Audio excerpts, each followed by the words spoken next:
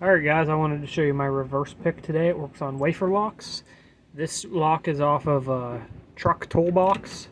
You kind of go in the bed of the truck. So you just turn it like a key and pull out.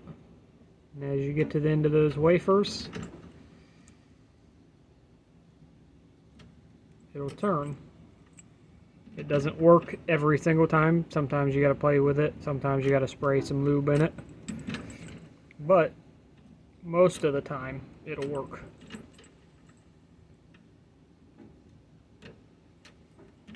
As you can see.